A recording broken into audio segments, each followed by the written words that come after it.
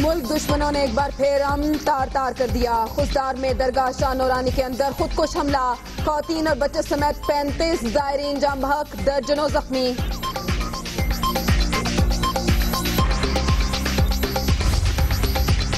दरगाह शाह नूरानी में धमाल डालने वालों को निशाना बनाया गया। सिक्योरिटी इंतजाम, मेटल डिटेक्टर और वॉक थ्रू गेट न होने का इंकशाफ। अंधेरे की वजह से रेस्क्यू ऑपरेशन में मुश्किलात।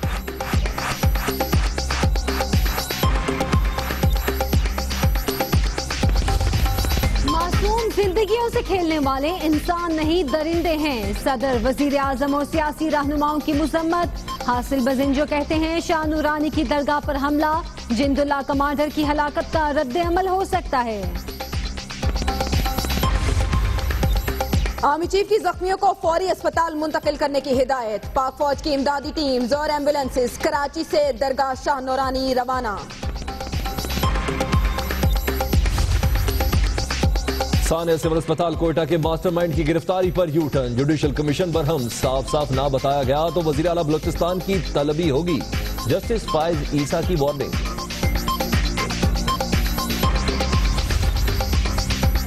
करे बाप भरे बेटी, गुजरात में ज्यादती के बदले ज्यादती केस का रुख मुड़ने लगा। वालिद और पंचायत वाले घिनौने फेल से इनकारी।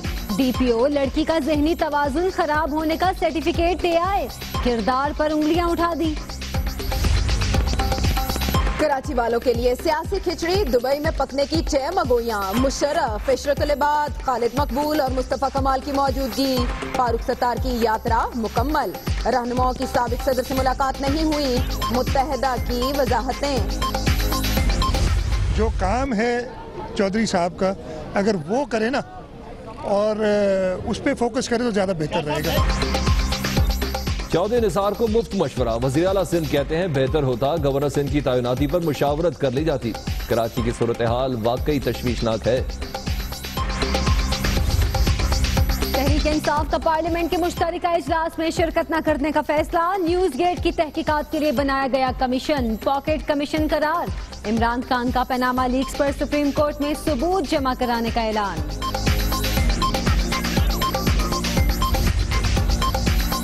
पीटीआई ने खैबर पख्तूनख्वा में डांस और करप्शन के सिवा कुछ नहीं किया। आबिद शेर अली सुप्रीम कोर्ट में हक और सच की फतह के लिए पुरुमीद। मैंने एक दिन पूछा कि भाई ये जो पॉलिश कराते आप नाखूनों की, पाँव की, कितना होता है? कहता है 5,000 रुपए। मैंने कहा फिर हर महीने मैं करूंगा। खुर्शीद शाह की 2 बीवियों के खर्चे पर नाखूनों की पॉलिश करके 10,000 रुपए बचाने के लिए ब्यूटिशियन बनने पर राजी। सुबह का भूला शाम को घर आने के लिए पर तोलने लगा। जावेद हाशमी ने मुस्लिम लीग में शमूलियत का इंदिया दे दिया। वसीम अख्तर की इश्तियाल अंगेज तकरीर के मुकदमे में अबूरी जमानत मंजूर। मेयर कराची 16 नवंबर को रिहाई के लिए पुरुमीद। कंपनियों के फ्रॉड, मनी लॉन्ड्रिंग और दहशत गर्दों की माली मदद रोकने की कोशिश। सदर मुमलिकत ने नए कंपनी ऑर्डिनेंस 2016 की मंजूरी दे दी। मुज़ाकरात कामयाब। यंग डॉक्टर्स का 5 दिन बाद लाहौर के मॉल रोड पर धरना खत्म। वाटर मैनेजमेंट मुलाजिमीन ने भी एहतजाज खत्म कर दिया।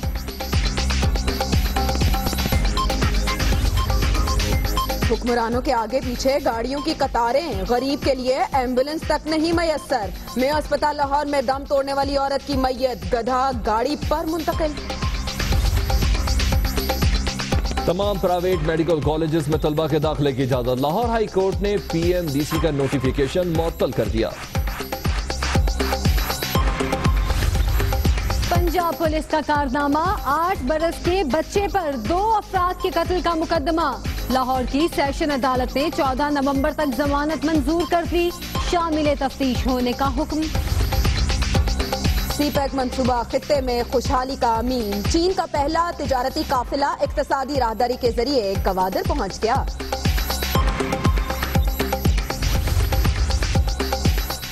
अजीम दोस्त का अजीम तोहफा। मज़ार कायद के लिए चीन की तरफ से दिया गया फानूस कराची पहुंच गया। तैयारी में 8 किलो से ज्यादा सोना इस्तेमाल हुआ। अमेरिका में हंगामे। ट्रंप के खिलाफ जगह जगह एहतजाज, सिक्योरिटी एहलकारों से झड़पें, पुलिस की फायरिंग से शहरी हलाक। प्रोफेसर एलन ने नामुंतखब सदर के मुआखजे की पेशगोई कर दी।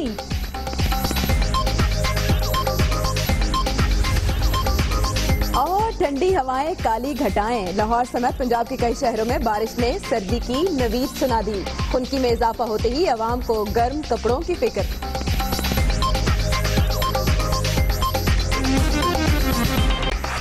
तस्करा करेंगे खून आलू शाम का। खुजदार में मुल्क दुश्मनों ने एक बार फिर वार किया है। दरगाह शाह नूरानी में धमाके से 35 जायरीन के जाम बहक होने की इत्तला है।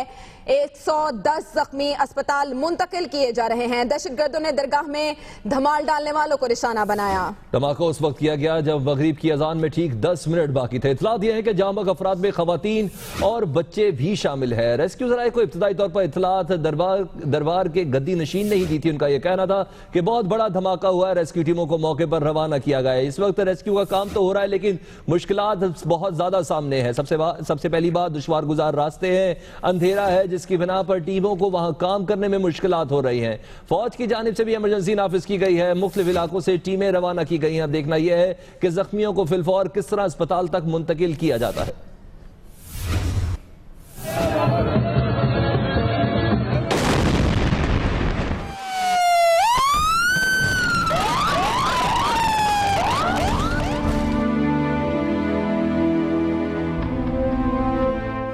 दुश्मनों का एक और बुज़दिलाना वार, एक और मजार दहशतगर्दों का निशाना।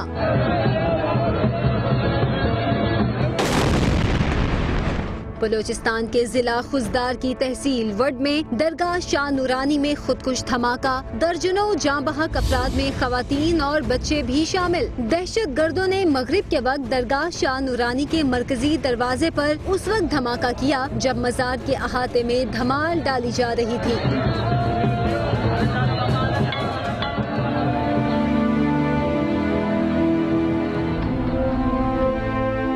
दरगाह शाह नूरानी के दुश्वार गुजार पहाड़ी इलाके में मौजूदगी और एम्बुलेंस बरवक्त ना पहुंचने के बायस मय्यतों और जख्मियों को पुलिस और प्राइवेट गाड़ियों में अस्पताल रवाना किया गया। कराची के अस्पतालों में भी इमरजेंसी नाफिज कर दी गई। ऐनी शाहिदीन के मुताबिक धमाल के वक्त मजार के अहाते में 450 से जायद जायरीन मौजूद थे।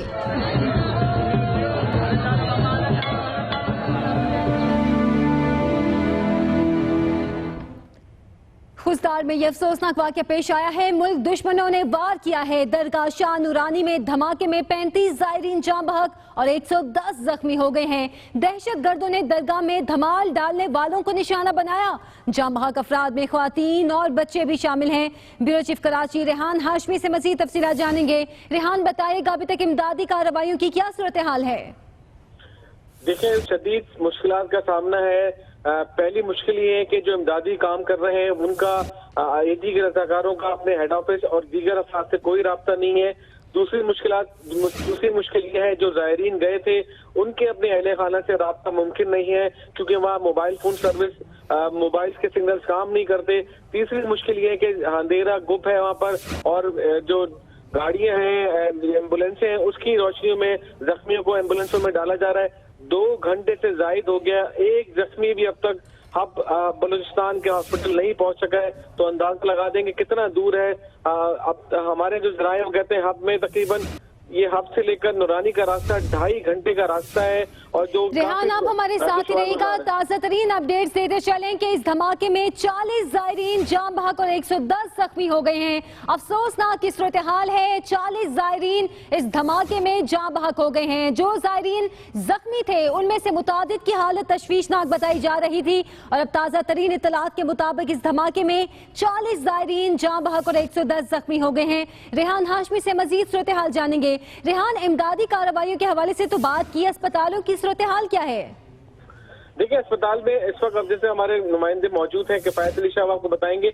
इसमें एक बात और भी पता चली है कि एक ही खानदान के 15 से ज्यादा अफराद भी शामिल हैं जो मुख्तलिफ इलाकों में गए थे। और ये भी इतलात है कि हफ्ते का दिन मुकामी जायरीन के लिए होता है। जो कराची से लोग जाते हैं वो जुमेरात के दिन जाते हैं और मुकामी जो जायरीन है जो बलूचिस्तान के मुख्तलिफ इलाकों से आते हैं उनकी तादाद ज्यादा होती है। और जैसे कि आपने खुद बताया है कि जख्मियों में जो बच्चे और ख्वातीन भी शामिल हैं, जिन्हें कोशिश की जा रही है कि जल्द से जल्द जो हब के पहले हॉस्पिटल, क्योंकि हब पड़ेगा, हब में पहुंचाया जा सके, उसके बाद कराची और जिन्ना हॉस्पिटल लाया जाएगा।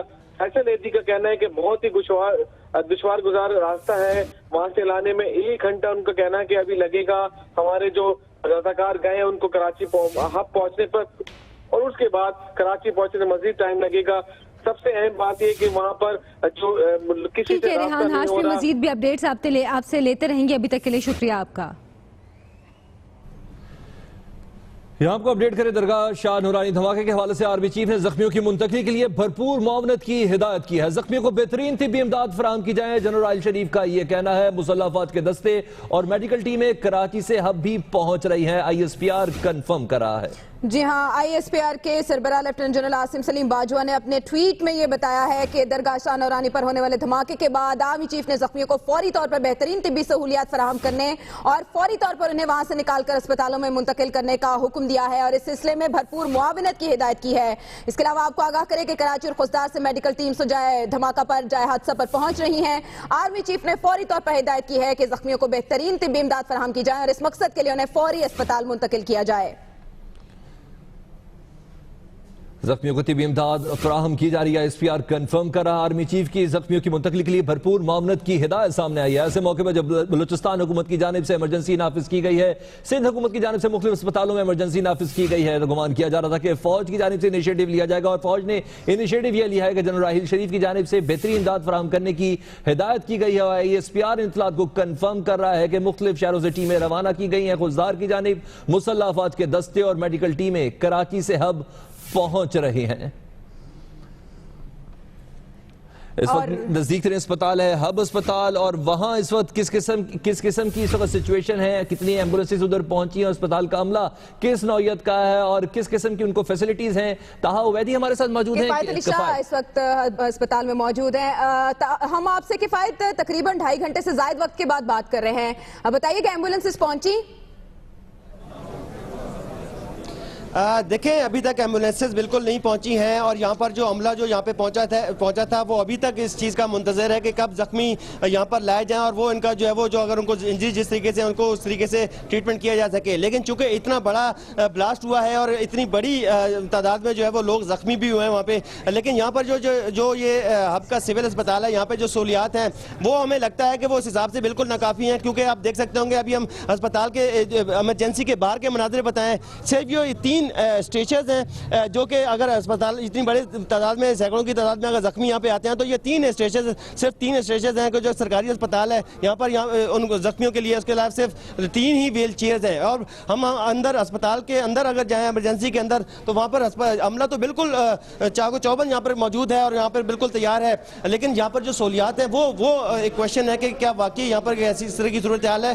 सूरत हाल ये है कि यहाँ पर ब्लड वगैरह को कोई इंतजाम नहीं है। अगर किसी की को ब्लड की जरूरत पड़ती है तो हमने यहाँ से पता किया है बिल्कुल यहाँ पे बिल्कुल ना कोई ब्लड बैंक है, ना कोई इस तरह दूसरा कोई इंतजाम है। लेकिन ये जो इब्तदाई तिब्बी इमदाद होती है वो देके यहाँ पे फारिग करके इनको शायद आगे कराची के जो सरकारी अस्पताल हैं वहाँ पे मुंतकिल करना पड़े। यहाँ पर जो है वो जो तमाम अमला है वो बिल्कुल पहुँच चुका है। कुछ थोड़ी सी मेडिसिन भी जो है वो यहाँ पर पहुँचाई गई हैं। और इसके अलावा जो ये अमला है इनमें से तकरीबन 20 डॉक्टर्स हैं, इनमें लेडी डॉक्टर्स भी बड़ी तादाद में मौजूद हैं। यहाँ पे खवातीन डॉक्टर्स को भी जो कि सुबह यहाँ पे ड्यूटी से थी आज दिन भर यहाँ पे ड्यूटी करती रही। अब चूंकि ये इमरजेंसी की सूरत हाल है कि तो तमाम के तमाम डॉक्टर्स और जो खवातीन डॉक्टर्स हैं उनको भी यहाँ पे तलब कर लिया है। जो दीगर जो अमला है पैरामेडिकल स्टाफ मौजूद है, लेकिन पहले मरीज या जख्मी यहाँ पहुंचेंगे तो उन्हें बाद में कराची शिफ्ट किया जाएगा। उनके जख्मों का जायजा लेने के बाद, इंजरीज का जायजा लेने के बाद। किफायत अली शाह, आप दुनिया न्यूज के नुमाइंदे हैं, आप यहाँ पहुंच चुके हैं, यहाँ की हालत अस्पताल की बता रहे हैं बार बार। हुक्काम में से यहाँ सहूलियात का जायजा लेने के लिए कौन पहुंचा? वजीर सेहत कहाँ हैं? देखिए, यहाँ के जो आला हुकाम है सूबे के वो तो यहाँ पे मौजूद नहीं है, लेकिन जो यहाँ के जो मेडिकल सुपरिटेंडेंट है इस अस्पताल के डॉक्टर अब्बास लासी वो हमारे साथ मौजूद हैं। हम उनसे बात करते हैं कि यहाँ पे सहूलियात हैं। डॉक्टर साहब ये बताइएगा कि यहाँ पर जो इतनी बड़ी तादाद में जो एक्सपेक्टेड है कि यहाँ पर जख्मी लाए जाएंगे, तो क्या आपके पास इस तरह के इंतजाम हैं कि उनको ट्रीटमेंट दे सकें? इंशाल्लाह, क्योंकि हमारा बड़ा एक्सपीरियंस है। यहाँ पे बम ब्लास्ट भी आए हैं, मैक्सिमम 50-60 करीब आए, ये ज़्यादा है। तो इसके लिए हमने वॉलंटियर्स को भी बुला लिया, मेरा अपना स्टाफ है, डॉक्टर्स है। इंशाल्लाह ताला हमारे एक्सपीरियंस है, हम इंशाल्लाह पूरी कोशिश पूरी करेंगे, बाकी अल्लाह की मर्जी है। डॉक्टर अब्बास साहब ये बताइएगा, जब इस तरीके का कोई वाकया होता है तो यानी जाहिर सी बात है कि ब्लड की बहुत ज़रूरत होती है, तो यहाँ पर आपको जो ब्लड की अगर कमी को पूरा करने के लिए, ब्लड फराहम करने के लिए, और तो यहाँ पर तो कोई बैंक भी नहीं है ब्लड बैंक के, वो उनको जो है वो खून लगाया जा सके जख्मियों को। हेमेसिल है, तकरीबन 250 के करीब हेमेसिल बोतलें मैंने तैयार की हैं जो खून की रिप्लेसमेंट होती है, इंशाल्लाह वो लगाएंगे।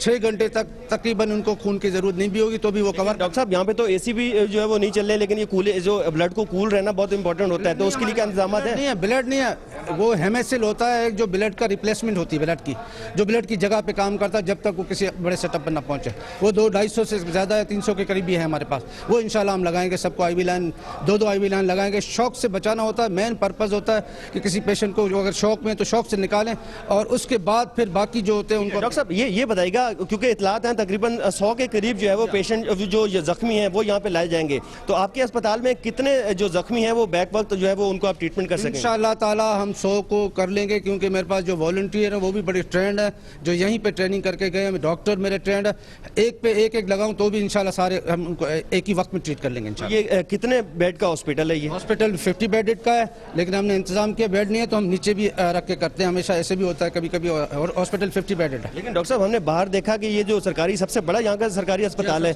लेकिन यहाँ पर जो सिर्फ 3 जो स्ट्रेचर्स हैं और 3 ही व्हील चेयर्स हैं, और इतनी बड़ी तादाद में लोग। स्ट्रेचर्स तो ईदी वाले लाते हैं, उन्हीं के स्ट्रेचर पे चलाते हैं। हमने तकरीबन 24-25 के करीब बेड कर दिए, एक बेड पे हम 2-2 करते हैं। अगर इस तरह की आती है तो इंशाल्लाह बहुत सारे कवर कर लेंगे, वरना ज़मीन पे भी कर सकते हैं। दूसरा ये बताइएगा, वज़ीर आला बलूचिस्तान की तरफ से कोई हिदायत हुई या कोई उनका कोई आला हुकाम खुद यहाँ पे पहुँचे हों? मुझे फ़ोन किया सेक्रेटरी हेल्थ साहब ने और मिनिस्टर हेल्थ साहब ने, और वज़ीर आला हाउस की तरफ से फ़ोन आया है, वो कह रहे हैं इंतजाम करें, और डॉक्टर डिस्ट्रिक्ट से भी मूव हो रहे हैं, वो भी आ रहे हैं। DHO साहब ने कहा है, DHO के नुमाइंदे भी आए हुए हैं डॉक्टर्स, और इंशाल्लाह हम सारे कोशिश पूरी कर रहे हैं। कराची से भी डॉक्टर बुलाए हैं, वो भी आ रहे हैं। इनके हुकाम में से खुद यहाँ पे पहुँचा है कोई? इंशाल्लाह पहुँचे हुए, हम इंशाल्लाह सबको डील कर लेंगे, कोशिश पूरी इंशाल्लाह। ये डॉक्टर्स तो यहाँ पे मौजूद हैं, वो ये दावा भी कर रहे हैं कि इंतजामात मुकम्मल हैं, और देखते हैं कि कितनी बड़ी तादाद में कफायत मजबूरी ये है कि जो इस अस्पताल के सुपरिटेंडेंट हैं वो सरकारी मुलाजिम है, उन्होंने सब अच्छा है इसे मुतालिक कहना है, एक बार भी अपील नहीं की कि यहाँ डॉक्टरों की एक टीम को भेज दिया जाए। ऐसा लग रहा है कि इस बात की जहनी तसल्ली कर ली गई है कि जो जख्मी आएंगे उनका एक कैंप ऑफिस ये है कि उन्हें इब्तदाई तिब्बी इमदाद ही देके यहाँ से भेजा जाएगा। जी बिल्कुल, जो यहाँ पे जो सहूलियात हैं वो डॉक्टर साहब जो है वो दावा तो कर रहे हैं कि यहाँ पे बिल्कुल इंतजाम मौजूद हैं, लेकिन जैसे कि मैंने उनसे क्वेश्चन किया था कि क्या ब्लड यहाँ पे मौजूद है, लेकिन उन्होंने जवाब नहीं दिया कि ब्लड मौजूद है, क्योंकि ब्लड बैंक किसी भी अस्पताल में होना जरूरी है, यहाँ पे तो है ही नहीं, क्योंकि ये है तो सरकारी अस्पताल। आप अपडेट जानते रहेंगे। वजाहत सईद खान हमारे साथ लाइन पर मौजूद हैं। अब ऐसी सूरत हाल में उनका तजिया नहायत अहमियत का हामिल है। वजाहत, बलोचिस्तान जो कि दहशतगर्दी से मुतासरा एक और सूबा है, खैबर पख्तूनख्वा के बाद यहाँ कैजुअल्टीज की तादाद हम ज्यादा देखते हैं, लेकिन इसके बावजूद अब हम देख रहे हैं कि सहूलियत ना होने के बराबर है और अब तक कोई खास फोकस भी नहीं। जी बिल्कुल फोकस नहीं, और अजीब सी बात है कि अटैक बलूचिस्तान में, मगर रेंजर्स कराची रेंजर्स जो सिंध रेंजर्स जो कराची में बेस्ड हैं वो उस वक्त रिस्पॉन्ड कर रहे हैं। मेरी अभी थोड़ी देर पहले ही सेकंड्स पहले सीनियर रेंजर्स ज़राए से बात हुई है। एक तो वो पब्लिक अपील कर रहे हैं, इस वक्त 130 rangers, doctors, medical officers, staffers, nurses का काफिला कराची से निकल गया है, और वो अपील कर रहे हैं कि जो एम्बुलेंस सर्विसेज, वॉलंटियर्स वगैरह जो मदद करना चाह रहे हैं, इस सिचुएशन को इम्प्रूव करना चाह रहे हैं, वो उन्हें रेंजर्स की हब चौकी पे मिलें, क्योंकि उधर आगे जाना दुश्वार है। उधर रोड का भी मसला है, उधर लॉजिस्टिक्स का भी मसला है, ऑब्वियसली सिक्योरिटी का भी मसला है। तो रेंजर्स ने कहा है, आला ज़राए ने कहा है कि अगर आप वॉलंटियर करना चाह रहे हैं, ब्लड ड्राइव करना चाह रहे हैं, वैसे मदद करना चाह रहे हैं, एम्बुलेंसेज सर्विसेज, ईदी, छिपा वगैरह, सब के लिए यही पैगाम है कि रेंजर्स की हब चौकी पे आप फौरी तौर पे मिलें और रेंजर्स उधर तक आपको इस जगह तक एस्कॉर्ट करेंगे। अब ये तो हुआ पब्लिक सर्विस मैसेज रेंजर्स की तरफ से, जो इस वक्त इस सिचुएशन को, इमरजेंसी को हैंडल करने के लिए ज़रूरी है। मगर दूसरी तरफ अगर हम चलें तो उसको एक प्रीएम्पशन और एक रिएक्शन। प्रीएम्पशन ये कि कल असेस किया जा रहा है कि सीपैक के जो शिपमेंट्स हैं पहले जो आने हैं उनकी ओपनिंग है। कल सुबह मैंने भी जाना था, शायद फिर भी जाऊं। उधर आला हुकाम आने थे, सीनियर मिलिट्री लीडर्स आने थे। ये जो चाइना से पहली शिपमेंट्स जो सीपैक के लिए, जो chief of army staff general Raheel Sharif ने प्रॉमिस किया था कि सीपैक दिसंबर 2016 से पहले ऑपरेशनल हो जाएगा, वो कल उसकी शुरुआत थी। अब ऑब्वियसली जब ऐसा इतना बड़ा इवेंट हो और ऐसा अटैक हो तो फिर एनडीएस और रॉ की जरूर याद आती है, ख्वाबों में भी और उठ के भी। तो ये याद मुझे भी आने लग गई है, आपको भी शायद आनी चाहिए। दूसरी बात, ये रिएक्शन भी है। एक काफी सीनियर जुंदला का जो अमीर है उसे कल रात ही रेंजर्स ने मारा है। ये बंदा, इसका नाम अंजुम उर्फ आमिर था। He was in his 30s। जुंदला, ये ईरान वाला जुंदला नहीं मगर अफगानिस्तान वाला जुंदला। इसका टीटीपी और दाइश से कनेक्शंस भी थे। रेंजर्स हमें अभी बता रहे हैं कि दाइश ने क्लेम किया है ये अटैक, अभी के लिए ये चीज़ वेरीफाई हो रही है। मगर इस बंदे को हब में ही रेंजर्स ने और रेंजर्स की जो इंटेलिजेंस सर्विसेज है कई जगहों पर नजर रखना जरूरी है। थ्रेट अपनी जगह पर, लेकिन दुश्मन की भी कमजोर जगहों पर पूरी नजर है, तभी तो मासूमों को आज निशाना बनाया है। बहुत शुक्रिया आपका। और वो कमजोर मुकाम क्या था, दुश्मन को शायद इसका पता था। दरगाह शाह नूरानी पर सिक्योरिटी का कोई इंतजाम नहीं था। दरगाह पर metal detector, walk through gate भी नस्ब नहीं थे। एक पुलिस मोबाइल हिफाजत के लिए मौजूद होती है, एनी शाहिद का ये कहना है। यानी कि इस दरगाह पर हर हफ्ते तकरीबन 500 से ज्यादा लोग आते हैं। यहाँ पर धमाल जो की जाती है उसके लिए दूर दूर से लोग यहाँ पर आते हैं और इसी सिलसिले में दरगाह में सिक्योरिटी होनी चाहिए, लेकिन यहाँ पर कोई सिक्योरिटी का इंतजाम मौजूद नहीं था। दरगाह पर मेटल डिटेक्टर मौजूद था, ना ही वॉक थ्रू गेट नस्ब था और एक ही पुलिस मोबाइल हिफाजत के लिए मौजूद होती है। दरगाह शाह नूरानी मरकजी सड़क से काफी दूर पहाड़ी पर है। अंधेरा और दुश्वार गुजार पहाड़ी इलाका, इमदादी कामों में मुश्किलात पेश आ रही हैं। इलाके में मोबाइल सर्विस भी नहीं, किसी से कोई राब्ता नहीं। रात को हेलीकॉप्टर से रेस्क्यू सर्विस नहीं हो सकती। हुकाम की जानिब से ये कहा गया है ये दरगाह पहाड़ के ऊपर वाक़या है और काफी दूर वाक़या है आबादी से, और दरगाह शाह नूरानी के मरकजी सड़क से काफी दूरी पर यह वाक़या है। पहाड़ी पर यह दरगाह है, अंधेरा है, यहाँ पर दुश्वार गुजार पहाड़ी इलाका है, इमदादी कामों में मुश्किलात पेश आ रही है। और जैसे कि हमने आपको बताया कि इस धमाके के 2 घंटे बाद तक कोई इमदादी सरगर्मियां शुरू नहीं की जा सकी थी और इसकी वजह भी यही थी कि दुश्वार गुजार पहाड़ी इलाका है, अंधेरा है, रोशनी का कोई इंतजाम नहीं है। मोबाइल फोन सर्विस यहाँ पर जाकर मुअत्तल हो जाती है, जिसकी वजह से आम आबादी तक राब्ता करने में भी काफी मुश्किल पेश आती है और रात को अब हेलीकॉप्टर से भी रेस्क्यू सर्विस नहीं हो सकती। दहशतगर्दों का बुज़दिलाना वार, दरगाह शाह नूरानी के अंदर खुदकुश हमला, 40 ज़ायरीन जाँ बहक, 110 जख्मी। जाँ बहक होने वालों में खवातीन और बच्चे भी शामिल। अंधेरा और दुश्वार गुजार पहाड़ी इलाका, इमदादी कामों में मुश्किलात। आर्मी चीफ की हिदायत पर पाक फौज की इमदादी टीम्स कराची से दरगाह शाह नूरानी रवाना। और हारने वालों को सबक सीखकर नए सफर का आगाज करना चाहिए। ख्वाजा आसिफ की कप्तान पर तनकीद, नवाज शरीफ के चौथी बार भी वजीर आज़म बनने के लिए पुरुमीद।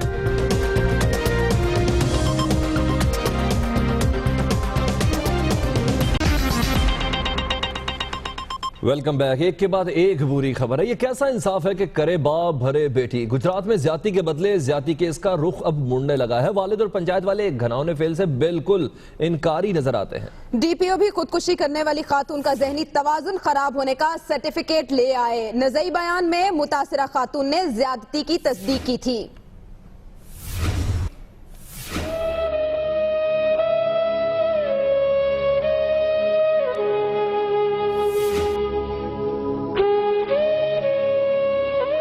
बाप के मुबैना जुर्म की बेटी को सजा। गुजरात के इलाके जलालपुर जट्टा में 6 साला बच्ची से ज्यादती के बदले मुलजिम की शादीशुदा बेटी से ज्यादती का मामला उलझ गया। पंचायत के शर्मनाक फैसले पर ज्यादती के केस की तहकीकात का रुख मुड़ने लगा। दुनिया न्यूज की खबर पर वजीर आला पंजाब के नोटिस के बाद आला सतह इन्वेस्टिगेशन टीम ने तहकीकात शुरू कर दी।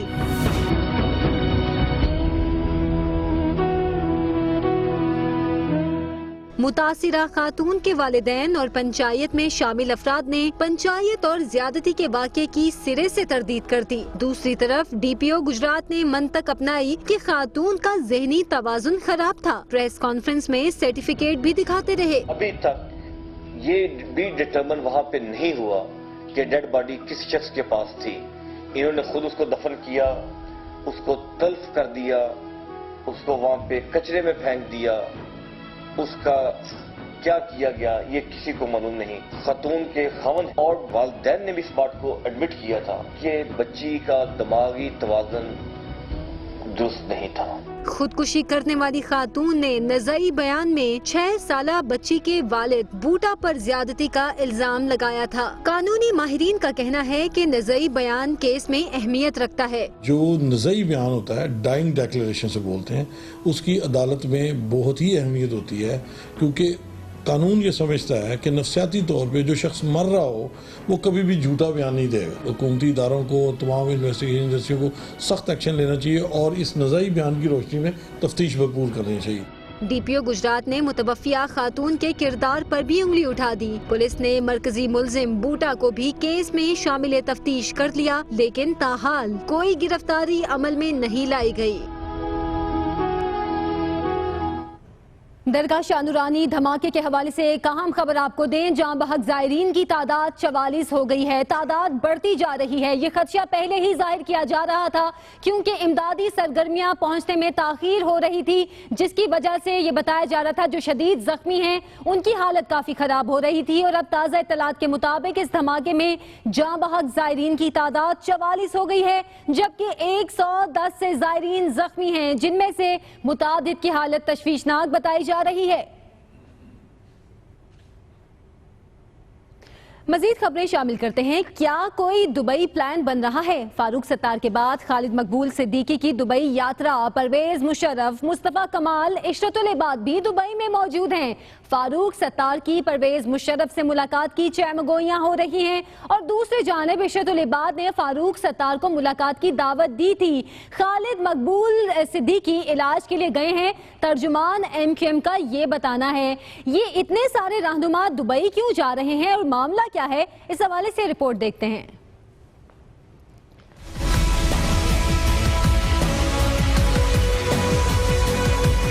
परवेज मुशर्रफ दुबई में, डॉक्टर इशरतुल इबाद और मुस्तफा कमाल भी दुबई में, ख्वाजा इजहारुल हसन, डॉक्टर फारूक सत्तार दुबई का चक्कर लगा आए। अब खालिद मकबूल सिद्दीकी जा पहुँचे। ये दुबई में क्या खिचड़ी पक रही है? ख्वाजा इजहार तो परवेज मुशर्रफ से मुलाकात भी कराए। फारूक सत्तार की भी परवेज मुशर्रफ से मुलाकात की चहमगोइयां हुई, लेकिन उन्होंने तरदीद कर दी। कोई मुलाकात नहीं हुई।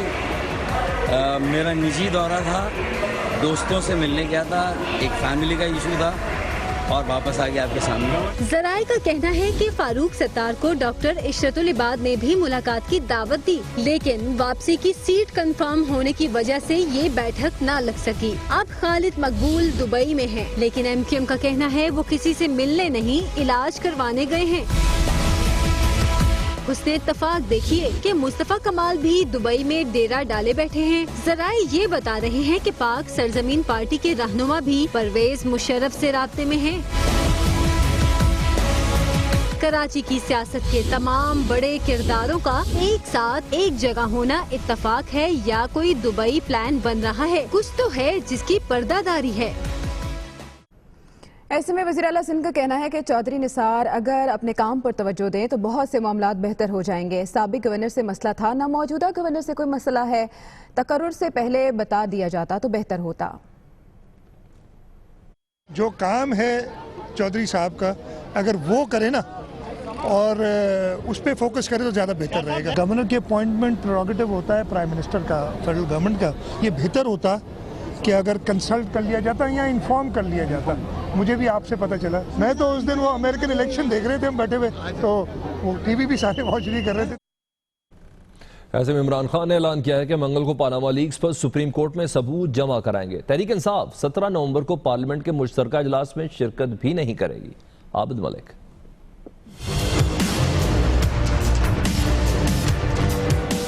इमरान खान का मंगल को पानामा लीक्स पर सुप्रीम कोर्ट में सबूत जमा कराने का ऐलान। पार्लियामेंट के मुश्तरका इजलास में शिरकत न करने का फैसला। न्यूज गेट तहकीकाती कमेटी को पॉकेट कमीशन करार दे दिया। कप्तान की पानामा लीक्स पर शेख रशीद से मुशावरत, मंगल को वजीर आजम और इनके बच्चों के खिलाफ मजीद सबूत सुप्रीम कोर्ट में जमा कराएंगे। इतवार को इस मामले पर मीडिया को ब्रीफ करेंगे। इमरान खान की जेर सदारत इजलास में मामले पर वजीर दाखिला का बयान मट्टी डालने की कोशिश करार दिया गया। इजलास में फैसला किया गया कि PTI 17 नवंबर को पार्लियामेंट के मुश्तरका इजलास में शिरकत नहीं करेगी। इमरान खान की तुर्क सदर से अलहदा मुलाकात की कोशिश की जाएगी। आबिद मलिक, दुनिया न्यूज, इस्लामाबाद। सुबह का भूला शाम को घर आने के लिए पर तोलने लगा। बागी ने मुस्लिम लीग नून में वापसी का इंदिया दे दिया। क्या कहते हैं जावेद हाशमी, आपको भी दिखाते हैं। मैं बुनियादी तौर पे मुस्लिम लीगी हूँ। मैं जिस वक्त जाना चाहूँ मुझे रोक कौन सकता है। तो इसलिए ये इसका फैसला आज नहीं करूँगा, लेकिन इंशाल्लाह बहुत जल्द करूँगा। 2 पैसे हैं पल्ले में हार खरीदूं के छल्ले, ये मसला तो गरीब आवाम का है, लेकिन ऑपोजिशन लीडर खुर्शीद शाह अपनी बीवियों के सजने संवरने से वो भी परेशान हो गए। अभी शुरू में सदमे पता चल रहे हैं। कहते हैं दोनों बीवियों को खुद नेल पॉलिश लगाएंगे, हर माह 10,000 रुपए बचाएंगे। और तो छोड़ो, नाखून उतारने के लिए भी ब्यूटिशियन के पास जाना पड़ता है, नाखून बनाने। और भाई नाखून तो हम खुद काटते थे। नहीं वो खराब हो जाते हैं, डिजाइन से पॉलिश भी कराने पड़ते हैं।